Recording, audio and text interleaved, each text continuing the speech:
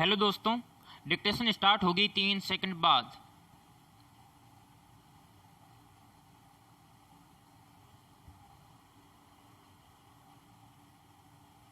Start. देश में भ्रष्टाचार की नींव इतनी गहरी हो गई है कि इसको लोगों के मन से दूर करना आसान काम नहीं है। लूट और भ्रष्टाचार की कमाई से हर कोई रातों रात करोड़पति बनना चाहता है। हाल ही में आई एक खबर के मुताबिक भोपाल में एफसीआई के कार्मिक के पास करोड़ों की बेनामी संपत्ति मिली। सीबीआई के छापे के दौरान पकड़ी गई रकम भ्रष्टाचार से अर्जित की गई थी। एक क्लर्क के पास रिश्वत की कमाई का धन लोगों की कड़ी मेहनत का निवाला है, जो खून और पसीने की कमाई को अपनी तिजोरी में भरता गया।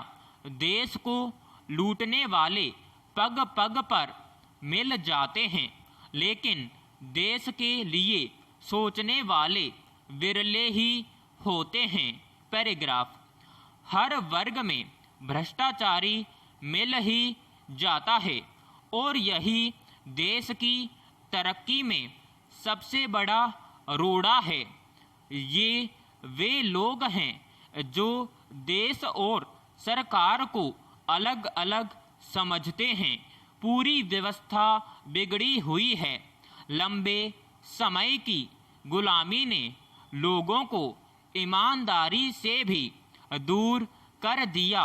खास तौर पर सत्ताधारी तबके चोरी और भ्रष्टाचार करने को सामान्य मानने लगे।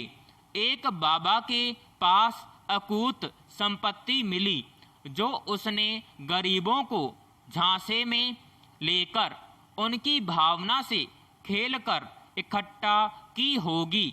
सदियों से भारत को लूटा जा रहा है, फिर भी यह देश चल रहा है।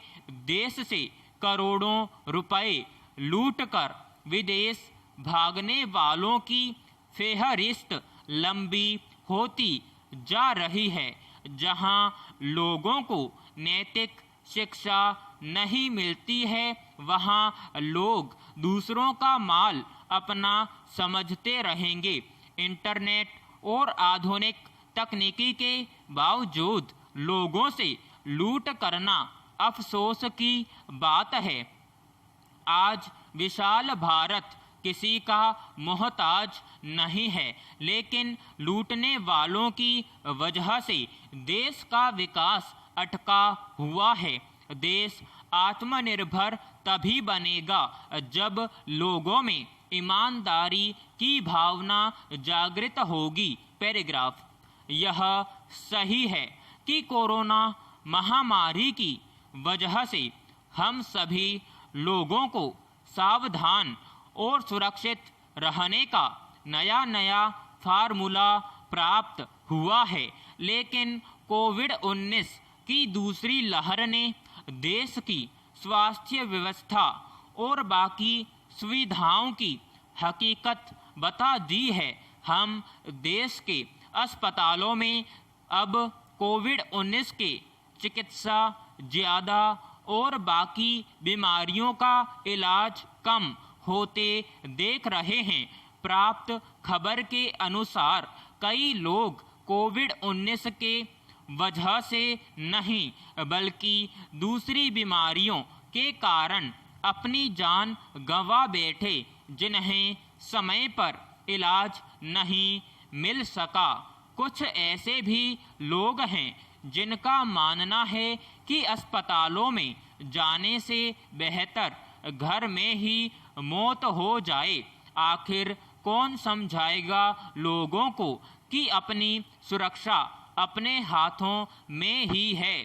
देश की इस कठिन परिस्थिति में हम सभी लोगों को अपने स्वास्थ्य के ऊपर नज़र रखनी चाहिए और इस महामारी से बचने के लिए हर संभव उपाय करना चाहिए। पैराग्राफ। विश्वव्यापी कोरोना महामारी से देश में चारों ओर अफरा तफरी का माहौल है।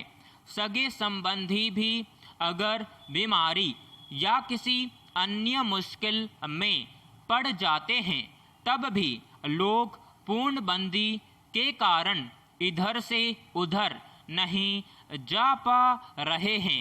एक दूसरे की आर्थिक या दूसरे किसी भी तरह की मदद नहीं हो पा रही है।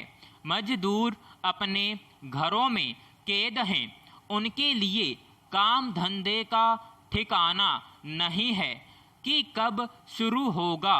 उनका जीवन यापन करना दूभर हो रहा है।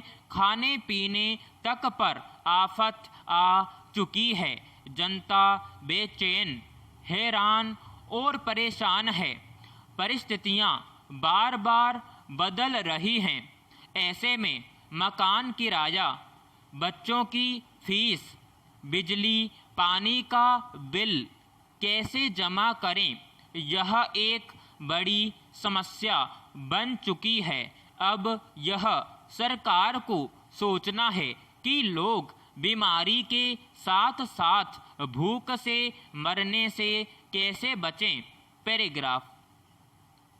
कोरोना संक्रमण और उससे होने वाली मौतों को लेकर राज्यों की तरफ से रोजाना जारी किए जाने वाले आंकड़े काफ़ी समय से सवालों के घेरे में रहे हैं।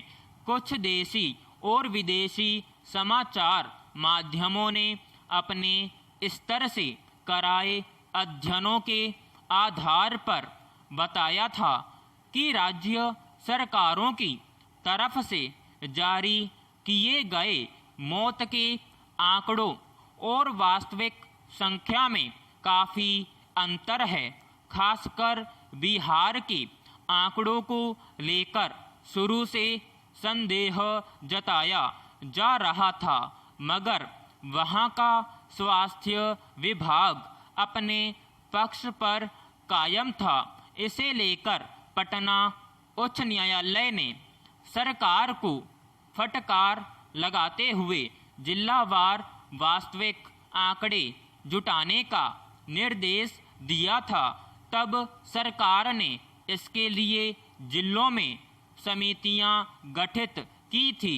उन समितियों ने अस्पतालों और शमशानों आदि से इकट्ठा करके जो आंकड़े उपलब्ध कराए हैं, उससे जाहिर है कि सरकारी स्तर पर कोरोना से हुई मौतों की संख्या सही नहीं बताई गई। विराम समाप्त।